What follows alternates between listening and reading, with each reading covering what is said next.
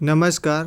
આજના virtual classroom training સેશનમાં આપ સૌનું હાર્દિક સ્વાગત છે. આજે હું ITIમાં ચાલતા ટ્રેડ ડ્રાફ્ટમેન સિવિલ ને અંતર્ગત આવતા લેસન ક્લાસિફિકેશન ઓફ બ્રિજ વિશે તમને બધાને તાલીમસહ માર્ગદર્શન પૂરું પાડીશ. તો આપણે ફર્સ્ટ ચેપ્ટરમાં બ્રિજ એન્જિનિયરિંગના ચેપ્ટરમાં જોયું હતું બ્રિજ કોને કહેવાય છે, પાષાણ યુગમાં કેવા બ્રિજ બનતા હતા અને અત્યારના યુગમાં કેવા બ્રિજ બને છે, બંને વચ્ચે ડિફરન્સ શું છે, બ્રિજના કોમ્પોનન્ટ પાર્ટ શું છે, બ્રિજના કોમ્પોનન્ટ પાર્ટમાં જેમ કે સબસ્ટ્રક્ચરમાં કયા કયા પાર્ટ્સ આવે છે, સુપરસ્ટ્રક્ચરમાં કયા કયા પાર્ટ્સ આવે છે અને બીજા જે આનુષંગિક બાંધકામો છે બ્રિજના તે વિશે ચર્ચા કરી હતી. કેસન વિશે ચર્ચા કરી હતી અને બેરિંગ વિશે ચર્ચા કરી હતી. હવે બ્રિજીસ છે એટલે કે પુલ છે તે ક્લાસિફાય કઈ રીતે થાય છે, તેના કયા કયા ક્લાસિફિકેશન છે તેના વિશે આ પ્રકરણમાં આપણે ચર્ચા કરીશું. તો હવે જોઈએ ક્લાસિફિકેશન ઓફ બ્રિજીસ. તો પુલો જે છે એનું વર્ગીકરણ નીચે મુજબ થાય છે. બાંધકામમાં વપરાયેલા મટીરિયલ પ્રમાણે એટલે કે બિલ્ડિંગ મટીરિયલ જે પણ વપરાય છે તે મુજબ ક્લાસિફિકેશન, અલાઇનમેન્ટ મુજબ ક્લાસિફિકેશન, ફર્શબંધીના સ્થાન પ્રમાણે ક્લાસિફિકેશન, તેના હેતુ એટલે કે પર્પઝ મુજબ ક્લાસિફિકેશન, સુપરસ્ટ્રક્ચરના પ્રકારના પ્રમાણેનું ક્લાસિફિકેશન. તો આ જે પુલો છે તે બાંધકામમાં વપરાયેલા મટીરિયલ પ્રમાણે, અલાઇન પ્રમાણે, ફર્શબંધીના સ્થાન પ્રમાણે, હેતુ પ્રમાણે, સુપરસ્ટ્રક્ચરના પ્રકાર પ્રમાણે આપણે તેને ક્લાસિફાય કરીએ છીએ. પછી આગળ જે છે મહત્તમ પૂર સપાટી પ્રમાણે, ગાળાના જોડાણને આધારે એટલે સ્પાનના જોડાણને આધારે, ગાળાની લંબાઈના પ્રમાણે, વહાળવટાની સગવડ પ્રમાણે, આયુષ્યના આધારે અને લોડિંગના આધારે આપણે તેને ક્લાસિફાય કરીએ છીએ. હવે તેને વિગતવાર જોઈએ. પહેલું જે છે બાંધકામમાં વપરાયેલા મટીરિયલ પ્રમાણે પુલોને ક્લાસિફાય કરીએ તો પુલોના સુપરસ્ટ્રક્ચરના બાંધકામમાં વપરાતા મટીરિયલના વિવિધ પ્રકારો નીચે મુજબ છે જે આપણે જોઈ શકીએ છીએ. તો જે મટીરિયલ વપરાય તે પ્રમાણે પુલનું નામ આપેલું છે. તો લાકડાનો પુલ, પથ્થરના ચણતરનો પુલ, RCCનો પુલ, સ્ટીલનો પુલ, પ્રી-સ્ટ્રેસ્ડ સિમેન્ટ કોન્ક્રીટનો પુલ અથવા કોન્ક્રીટનો પુલ અને કોમ્પોઝાઇટ પુલ. હવે આપણે કોમ્પોઝાઇટ પુલ કોને કહીશું? તો કોમ્પોઝાઇટ પુલ એ 2 કે તેથી વધારે મટીરિયલનો બનેલો હોય તો તેને આપણે કોમ્પોઝાઇટ પુલ કહીએ છીએ. હવે અલાઇનમેન્ટના આધારે સ્ટ્રેટ અલાઇનમેન્ટવાળો પુલ એટલે સળંગ અલાઇનમેન્ટવાળો પુલ અને સ્ક્રૂ બ્રિજ. જ્યારે પુલની અલાઇનમેન્ટ એ નદીની સેન્ટર લાઇનથી રાઇટ એંગલમાં હોય તો આપણે સ્ટ્રેટ અલાઇનમેન્ટ કહીએ છીએ. અને જ્યારે પુલની સેન્ટર લાઇન અથવા તો પુલની અલાઇનમેન્ટ એ નદીની સેન્ટર લાઇન કરતાં આંશિક ખૂણે હોય એટલે કે કોઈ પણ જાતનો કાટખૂણે ન હોય તેને આપણે સ્ક્રૂ બ્રિજ કહીએ છીએ. તો સ્ટ્રેટ અલાઇનમેન્ટ જોઈએ. When the alignment of bridge is perpendicular to the centre line of river it is called straight bridge. અને સ્ક્રૂ બ્રિજમાં when the alignment of bridge is not perpendicular to the centre line of river is called skew bridge. બરાબર, એટલે centre લાઇનના આધારે straight અને screw bridge કહીએ છીએ. ત્રીજા નંબરનું છે ફર્શબંધીના સ્થાનના આધારે બ્રિજનું ક્લાસિફિકેશન. તો ડેક બ્રિજ અને થ્રુ બ્રિજ. તો ડેક બ્રિજને આપણે સમજીએ. આવા બ્રિજમાં પુલનું જે ફ્લોરિંગ છે એ સુપરસ્ટ્રક્ચરની ટોચ ઉપર રાખવામાં આવે છે અને આવા બ્રિજમાં પુલનું જે ફ્લોરિંગ છે એ સુપરસ્ટ્રક્ચરની નીચેની ધાર પર રાખવામાં આવે છે. તો સુપરસ્ટ્રક્ચરની ટોચ ઉપર ફ્લોરિંગ હોય તો તેવા બ્રિજને ડેક બ્રિજ કહીએ છીએ. ડેક બ્રિજની ફિગર આપણે આ સ્લાઇડમાં બતાવેલી છે. તો આ જે પુલનું ફ્લોરિંગ છે સુપરસ્ટ્રક્ચરની ટોચ ઉપર રાખવામાં આવે છે તેને ડેક બ્રિજ કહે છે. અને થ્રુ બ્રિજ જે છે જે પુલનું ફ્લોરિંગ છે સુપરસ્ટ્રક્ચરની નીચેની ધાર પર રાખવામાં આવે છે. ચોથું છે હેતુ પ્રમાણે અથવા પર્પઝ પ્રમાણે પુલના ઉપયોગ કે હેતુને ધ્યાનમાં લેતા તેના વિવિધ પ્રકારો પડે છે. તો પહેલું આપણે જોઈએ એક્વાડક્ટ અથવા તો એક્વેડક્ટ. નદી, નહેર કે નાળું જેમાં બારેમાસ નીચલી સપાટીમાં પાણી વહેતું હોય. એવી કોઈ નદી કે નાળું હોય જેમાં બારેમાસ પાણી વહેતું હોય તો એ નદી કે નાળા કે નહેરને પાસ કરવા માટે એક બાંધકામ બનાવવું પડશે અથવા તો પુલ બનાવવો પડશે. તેને આપણે એક્વેડક્ટ કહીએ છીએ. એક્વેડક્ટ નામ કેવી રીતે પડ્યું? તો એક્વા ઉપરથી. એક્વા એટલે પાણી અને ડક્ટ એટલે તેને પસાર થવાનો માર્ગ. તો એક્વાડક્ટ અને સેકન્ડ નંબરનું છે વાયાડક્ટ એટલે સૂકી ખીણ પરનો પુલ. તો સૂકી ખીણ કે કોતર જેમાં માત્ર ચોમાસા દરમિયાન જ પાણી વહેતું હોય તેને પસાર કરવા માટે બાંધવામાં આવતા પુલને વાયાડક્ટ કહે છે. તો જો નદી નાળા વગેરેમાં બારેમાસ પાણી વહેતું હોય તો તેને પસાર માટે બાંધવામાં આવતા પુલને એક્વાડક્ટ કહે છે. અને સૂકી ખીણ હોય કે કોતર હોય જેમાં માત્ર ચોમાસા દરમિયાન જ પાણી વહેતું હોય તેને પસાર માટે બાંધવામાં આવતા પુલને વાયાડક્ટ કહે છે. પછી ત્રીજા નંબરનું છે ગ્રેડ સેપરેટર. જો બે રોડ એકબીજાને ક્રોસ કરતા હોય અથવા રોડ અને રેલવે એકબીજાને ક્રોસ કરતા હોય અને બંનેના ફોર્મેશન લેવલમાં ઘણો તફાવત હોય, એટલે કે બે રોડ ક્રોસ કરતા હોય એકબીજાને, કાં તો રોડ અને રેલવે ક્રોસ કરતા હોય અને બંનેના ફોર્મેશન લેવલમાં તફાવત હોય ત્યારે બાંધવામાં આવતા પુલને ગ્રેડ સેપરેટર કહે છે. હાલમાં આવા પુલ મોટા શહેરો જેવા કે મુંબઈ, દિલ્હીમાં બંધાઈ રહ્યા છે. તો નીચેથી રેલવે પાસ થતી હોય, ઉપરથી રોડ પાસ થતો હોય, અથવા તો ઉપરથી રેલવે પાસ થતી હોય, નીચેથી રોડ પાસ થતો હોય, એવું ક્રોસિંગ થતું હોય ત્યાં આગળ ગ્રેડ સેપરેટર બનાવવામાં આવે છે. ચોથા નંબરનો હાઈવે બ્રિજ છે, જે વાહનોની અવર જવર માટે રોડ ઉપર જ બનાવવામાં આવે છે. રોડની ઉપર બનાવવામાં આવે એવા બ્રિજને હાઈવે બ્રિજ કહે છે. જ્યારે નીચેથી રેલવે કે એવું કંઈ પાસ થતું હોય એટલા માટે બ્રિજ બનાવવામાં આવે છે. 3 અહીંયા ફિગરોમાં બતાવેલું છે. એક્વાડક્ટ બતાવી છે જ્યારે નીચે પાણી ફ્લો થઈ રહ્યું હશે, નદી હશે કાં તો નાળું હશે તો એમાં અપ્રોચ રાખવામાં આવે છે, એટલે કે જે બ્રિજનો જે નીચેનો છેડો છે એ પાણી ફ્લડ લેવલ છે એના કરતાં થોડું ઉપર રાખવામાં આવે છે, એનું સ્લેબ લેવલ, એટલે ક્યાં પણ પુલને ડેમેજ થશે નહીં. તો ફર્સ્ટ જે આકૃતિ છે એ એક્વાડક્ટની છે, સેકન્ડ આકૃતિ છે વાયાડક્ટની છે. એ સૂકી ખીણો એમાં આગળ બનાવવામાં આવે છે. એક પાયર અથવા એક સપોર્ટ આપવામાં આવે છે વચ્ચે અને એના ઉપર આખો બ્રિજ ઊભો કરવામાં આવે છે. ત્રીજા નંબરનું છે ગ્રેડ સેપરેટર. જેમ વાત કરી કે નીચે બંનેનું ફોર્મેશન લેવલ અલગ અલગ હોય, નીચેથી રેલવે પાસ થતી હોય કાં તો ઉપરથી રોડ પાસ થતો હોય, ઉપરથી રેલવે પાસ થતી હોય કાં તો નીચેથી રોડ પાસ થતો હોય, અથવા તો બંને ઉપર નીચે રોડ પાસ થતા હોય ત્યારે ગ્રેડ સેપરેટરનું બાંધકામ કરવામાં આવે છે. હવે આપણે 5મા નંબર પર જઈએ. રેલવે બ્રિજ, જે રેલવે માટે બાંધવામાં આવે છે. એટલે કે સપોઝ કે કોઈ ખીણ કે કોઈ કોતર આવી ગઈ હોય તો રેલવે બ્રિજ બનાવવામાં આવે છે. પછી ફૂટ બ્રિજ, તો આપણે રેલવે સ્ટેશન પર જોઈએ છીએ ફૂટ બ્રિજ. રાહદારીઓને રસ્તો ઓળંગવા માટે આ પુલ બનાવવામાં આવે છે જેને ફૂટ બ્રિજ કહે છે. આવા બ્રિજ રેલવે સ્ટેશન પર ટ્રેક ઓળંગવા માટે પણ બનાવવામાં આવે છે, જ્યારે ભારે ટ્રાફિકવાળા રોડને ઓળંગવા માટે પણ બાંધવામાં આવે છે. તો જ્યારે રાહદારીઓ માટે બ્રિજ બનાવવામાં આવે તેને ફૂટ બ્રિજ કહે છે. પછી પાઇપ બ્રિજ, તો ગેસ, પાણી, ઓઇલની પાઇપલાઇનને ટેકવવા માટે તે બ્રિજ વપરાય છે. હવે 5મા નંબરનું ક્લાસિફિકેશન છે સ્ટ્રક્ચરના પ્રકારના પ્રમાણે, એટલે according to types of superstructure. તો સુપરસ્ટ્રક્ચરના પ્રકારના પ્રમાણે બ્રિજને વિવિધ પ્રકારોમાં ક્લાસિફાય કરવામાં આવે છે. તો સ્લેબ બ્રિજ, એમાં કયા કયા પ્રકાર છે? તો સ્લેબ બ્રિજ, ગર્ડર બ્રિજ, કેંચી બ્રિજ અથવા ટ્રસ બ્રિજ, ઝૂલતો પુલ અને કમાન આકારનો પુલ. હવે એને વિગતવાર જોઈએ. સ્લેબ બ્રિજ, જ્યારે પુલનો ગાળો 3 થી 6 મીટર જેટલો ટૂંકો હોય ત્યારે સ્લેબ બ્રિજ વપરાય છે. તો બે સપોર્ટ વચ્ચેનો જ્યારે સ્પાન અથવા તો ગાળો એ 3 થી 6 મીટર જેટલો ટૂંકો રાખ્યો હોય ત્યારે સ્લેબ બ્રિજ વપરાય છે. તેને કલવર્ટ પણ કહે છે, અથવા તો એક્વાડક્ટ આપણે જે કીધું એ પણ એક ટાઈપનો કલવર્ટ જ છે. આવા પુલમાં આરસીસીના જાડા સ્લેબને સીધો જ છેડાના અબેટમેન્ટ ઉપર ટેકવી દેવામાં આવે છે. પછી બીજા નંબરમાં છે ગર્ડર બ્રિજ. જ્યારે પુલનો ગાળો વધારે હોય ત્યારે આરસીસી અથવા સ્ટીલના ગર્ડર ઉપર ફ્લોરિંગને ટેકવવામાં આવે છે, જેને ગર્ડર બ્રિજ કહે છે. અને ત્રીજો છે કેંચી બ્રિજ અથવા તો ટ્રસ બ્રિજ. જ્યારે પુલના ફ્લોરિંગને સ્ટીલની કેંચી ઉપર ટેકવવામાં આવે ત્યારે તેને કેંચી બ્રિજ કહે છે. આવા પુલ રેલવે માટે ખૂબ વપરાય છે.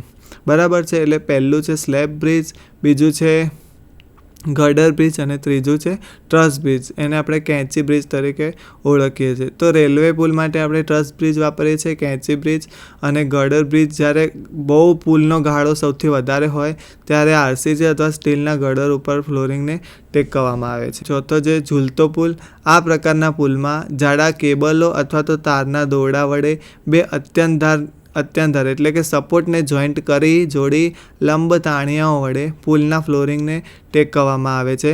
ફ્લોરિંગનું જે વજન છે એ તાણિયા એટલે કે બ્રાસિંગ અથવા તો કેબલ ઉપર વિતરિત હોય છે અથવા તે સપોર્ટને આપે છે અને છેલ્લે જમીન ઉપર વિતરણ પામે છે. આ પ્રકારનો જે પુલ છે તેમાં જાડા કેબલ અથવા તો તારના દોરડા વડે બે સપોર્ટને જોઈન્ટ કરી અથવા જોડી લંબ તાણિયાઓ વડે પુલના ફ્લોરિંગને ટેકવવામાં આવે છે. ફ્લોરિંગનું વજન એક તાણિયા કેબલ ઉપર વિતરિત કરે છે અને છેવટે સપોર્ટ પર તે વિતરણ પામે છે. આ પ્રકારનો જે પુલ છે એ મોરબીમાં મચ્છુ નદી પર આવેલો પુલ, ગંગા નદી પર આવેલો લક્ષ્મણ ઝૂલા પુલ વગેરે આ પ્રકારના પુલમાં આવે છે. આ પ્રકારનો જે પુલ છે લાઇટ ટ્રાફિક માટે પણ ઉપયોગી રહે છે. જેમ કે લક્ષ્મણ ઝૂલા પુલ છે તેમાં પબ્લિકની અવરજવર રહે છે, તો લાઇટ ટ્રાફિક અથવા તો હેવી ટ્રાફિક બંને માટે ઉપયોગી છે. અહીં આકૃતિમાં કે ફિગરમાં એક બ્રિજ બતાવ્યો છે, સસ્પેન્ડેડ ટાઈપનો બ્રિજ છે. તો આ સસ્પેન્ડેડ ટાઈપના બ્રિજમાં સપોર્ટ બતાવ્યા છે, પાયર્સ બતાવ્યા છે, સસ્પેન્ડર અથવા તો કેબલ્સ બતાવ્યા છે, બ્રેસિંગ બતાવ્યા છે. તો આમાં શું થશે, જેટલા પણ કેબલ્સ છે એ કેબલ્સથી જે ફ્લોરિંગ છે એ ટાંગેલું રહે છે અથવા તો ફ્લોરિંગને કેબલ સપોર્ટ કરે છે અને બધા જ કેબલ જે છે એને એક આજુબાજુના જે પાયર છે અથવા તો સપોર્ટર છે એ સપોર્ટ કરે છે અને સપોર્ટર જે છે એ પોતાનો ભાર છે એ જમીન ઉપર ટ્રાન્સફર કરે છે. તો બધો જે ભાર જે બધો ભાર છે એ કેબલ જ ઉપાડે છે, એટલે સસ્પેન્ડર બ્રિજ એનું નામ પડેલું છે. અને બીજા નંબરની જે ફિગર છે એમાં નીચે કેંચી આપવામાં આવી છે અથવા તો ટ્રસ્ટ આપવામાં આવ્યું છે અને ત્રીજી જે ફિગર છે એમાં બ્રાસિંગ ચેન આપવામાં આવી છે. તો જે આ ટ્રસ્ટ અને બ્રાસિંગ ચેન જે છે એમાં બધો જ ભાર ટ્રાન્સફર થશે અને બધો ભાર ટ્રાન્સફર સસ્પેન્ડરમાં જશે, સસ્પેન્ડરથી કેબલ્સમાં જશે અને કેબલ એ સપોર્ટરમાં આપશે અને સપોર્ટર જે છે એ બધો ભાર જમીન પર ટ્રાન્સફર કરે છે. તો આ એક ઝૂલતા બ્રિજનું ફિગર છે.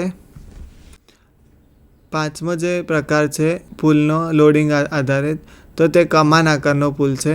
તો કમાન આકારના પુલમાં એક આર્ચ હોય છે ઉપર જે ટાયર બીમ જોડે જોડેલો હોય છે અને વચ્ચે હેંગર્સ હોય છે. એનાથી બધો જે લોડ છે વ્હીકલનો એ સપોર્ટરમાં જાય છે અને આર્ચના લીધે જે આર્ચ જે છે એ ફ્લોરિંગને સપોર્ટ આપે છે અને ફ્લોરિંગને જકડી રાખે છે અને ફ્લોરિંગનો બધો જ લોડ આર્ચમાં જાય છે અને આર્ચથી બધો લોડ હેંગર્સમાં જાય છે, હેંગર્સથી બધો લોડ ટાયર બીમમાં જાય છે અને ટાયર બીમ જે છે એ પછી જે નીચેના સપોર્ટર દેખાય છે તમને એ સપોર્ટરને લોડ આપે છે અને સપોર્ટર બધા જમીનમાં લોડ ટ્રાન્સફર કરે છે.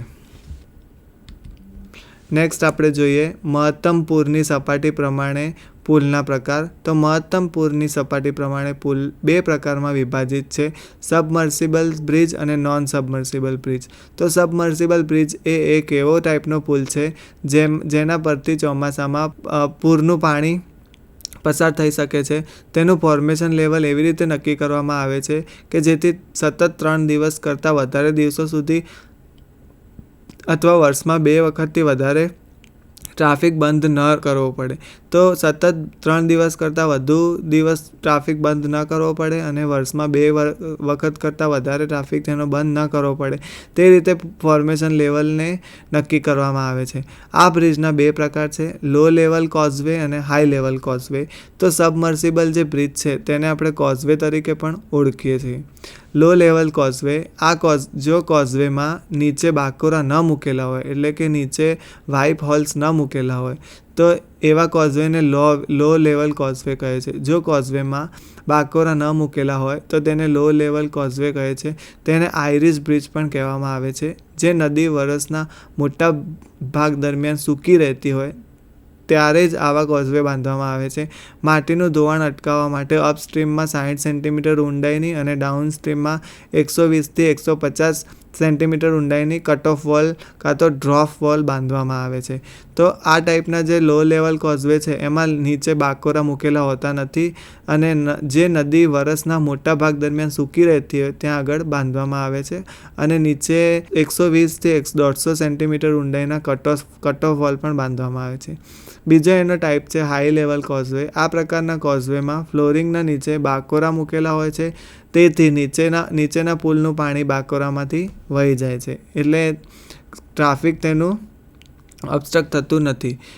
આ એક ફિગરમાં લો લેવલ કોઝવે બતાવ્યો છે. એમાં નીચે કોઈ જાતના બાકોરા મૂક્યા નથી, એટલે કે વાઇપ હોલ્સ મૂક્યા નથી. સ્ટોનનું પેવિંગ કરેલું છે ઉપર, અને બંને બાજુ ડ્રોપ વોલ અથવા તો કટ ઓફ વોલ પ્રોવાઈડ કરી છે, જેથી પાણીનું કોઈપણ જાતનું પ્રેશર સ્ટોન્સ પર ના આવે, એટલે કે રોડ ઉપર ના આવે.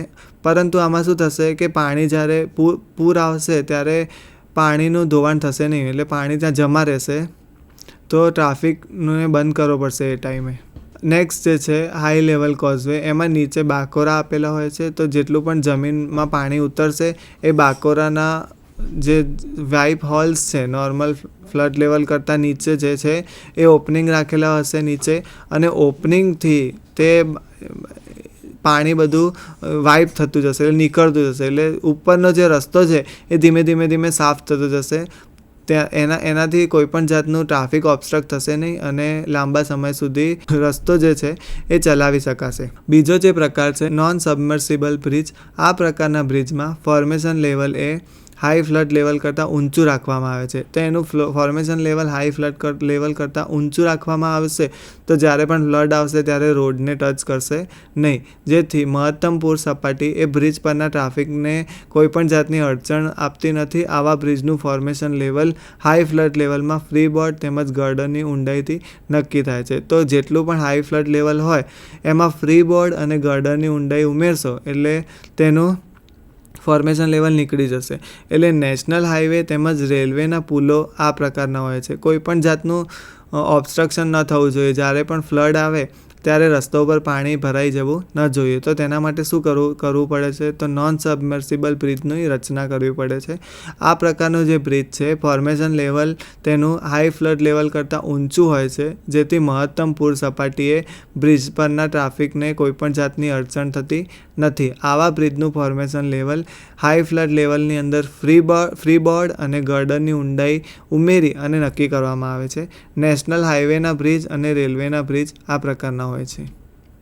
હવે ગાળાના જોડાણને આધારે અકોર્ડિંગ ટુ સ્પાન, તો પુલના બે પિયર વચ્ચેના અંતરને ગાળો કહે છે. જુદા જુદા સ્પાનના જોડાણને આધારે પુલના પ્રકારો નીચે મુજબ છે. તો એના ગાળાના પ્રમાણે તો સાદી રીતે ટેકવેલ બ્રિજ એટલે simply supported bridge, continuous bridge. તો જ્યારે બ્રિજના ગર્ડરોને બંને બાજુએ સાદી રીતે ટેકવેલા હોય, એટલે સાદી રીતે ટેકવેલા હોય બંને ગર્ડરના બંને બાજુને, તેને સિમ્પલી સપોર્ટેડ બ્રિજ કહે છે. જ્યારે બ્રિજનું સુપરસ્ટ્રક્ચરનું આરસીસી બે કરતાં ઉપર સતત રીતે ટેકવવામાં આવે છે. જે સુપરસ્ટ્રક્ચરનું ગર્ડર છે અથવા તો આરસીસીનો જે બીમ છે એ બે કરતાં ઉપર સતત રીતે ટેકવવામાં આવે તો તેને કન્ટિન્યુઅસ બ્રિજ કહે છે. ત્રીજો કેન્ટિલેવર બ્રિજ. જ્યારે ગર્ડરને વચ્ચેના ભાગમાં પિયર ઉપર ટેકવી અને બંને બાજુ લટકતા રાખવામાં આવે છે તે બ્રિજને કેન્ટિલેવર કહે છે. જ્યારે ગર્ડરને વચ્ચેના ભાગના પિયર ઉપર ટેકવી અને બંને બાજુ લટકતા રાખવામાં આવે તો એવા બ્રિજને કેન્ટિલેવર બ્રિજ કહે છે. બે કેન્ટિલેવર ભાગ સ્પાનની મધ્યમાં મળે છે. બે કેન્ટિલેવર જેનો ભાગ છે એ સ્પાનની મધ્યમાં મળે છે, અને ત્યાં થોડી ગેપ રહી જાય છે અથવા રાખવામાં આવે છે. ચોથા નંબરનું બેલેન્સ કેન્ટિલેવર બ્રિજ. આ પ્રકારના બ્રિજમાં એક સ્પાન સળંગ હોય છે અને બીજા સ્પાનમાં એક બાજુ કેન્ટિલેવર હોય છે. એટલે એક સ્પાન સળંગ હોય એટલે કન્ટિન્યુઅસ હોય, અને બીજો સ્પાન કેન્ટિલેવર હોય. આ બે કેન્ટિલેવર વચ્ચે બીમને સાદી રીતે ટેકવેલું હોય છે, અને બે કેન્ટિલેવર વચ્ચે બીમને સાદી રીતે ટેકવેલું હોય છે. આ પ્રકારના બ્રિજ 35 મીટરથી 60 મીટર સુધીના સ્પાન માટે વપરાય છે. કેન્ટિલેવર સ્પાન એ સળંગ સ્પાનના 20થી 25% જેટલો હોય છે. હવે આઠમું જોઈએ તો ગાળાની લંબાઈ પ્રમાણે. તો કલ્વર્ટ સ્પાન એટલે કે જે એનો સ્પાન છે અપ ટુ 8 મીટર એટલે કે એને કલ્વર્ટ કહેવાશે. સ્પાન અપ ટુ 30 મીટર એને માઇનર બ્રિજ કહેવાશે. સ્પાન અપ ટુ 120 મીટર તો એને મેજર બ્રિજ કહેવાશે.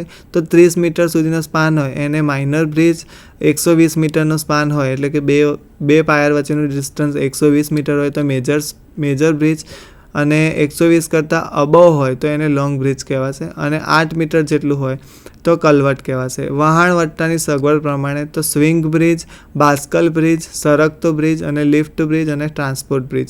તો વહાણવટ્ટાની સગવડ પ્રમાણે મતલબ કે સ્વિંગ બ્રિજ, તો વચ્ચેથી જો વહાણ પાસ કરવા દેવું હોય તો એના પ્રમાણે પણ બ્રિજના પ્રકાર પડે છે. તો સ્વિંગ બ્રિજ, બાસ્કુલે બ્રિજ, સરકતો બ્રિજ, લિફ્ટ બ્રિજ અને ટ્રાન્સપોર્ટ બ્રિજ.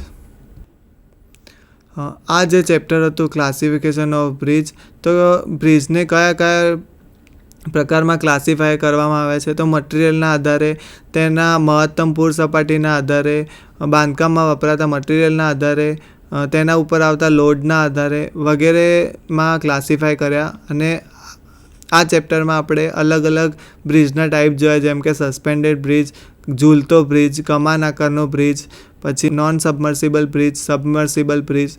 તો આવા ઘણા બધા પ્રકારના બ્રિજ જોયા. કેબલ બ્રિજ, ટ્રસ બ્રિજ, લોડિંગના આધારે કઈ રીતે એને ક્લાસિફાય થાય છે, તેના હેતુના આધારે કઈ રીતે ક્લાસિફાય થાય છે, લાંબા ગાળાના આધારે કઈ રીતે ક્લાસિફાય થાય છે, તો વગેરે આપણે તેના ક્લાસિફિકેશન જોયા. તો બ્રિજ એન્જિનિયરિંગમાં આપણે ફર્સ્ટ ઓફ ઓલ જોયું તેનું ઇન્ટ્રોડક્શન, એટલે કે બ્રિજ કોને કહેવાય, તેના પર્પઝ શું છે, તેની અગત્યતા શું છે, રેલવે અને રોડ કરતાં તે કઈ રીતે અલગ પડે છે તે જોયું.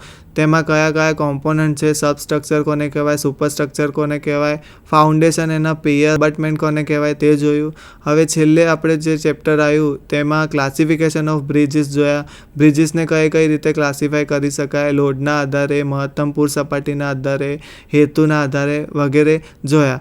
તો આ ચેપ્ટરથી જે ડ્રાફ્ટમેન સિવિલ કરતા સ્ટુડન્ટ છે તેમને બ્રિજ એન્જિનિયરિંગ વિશે ઘણી માહિતી પ્રાપ્ત થશે. આ પ્રકરણ આપણે અહીંયા જ પૂરું કરીએ છીએ. અસ્તુ.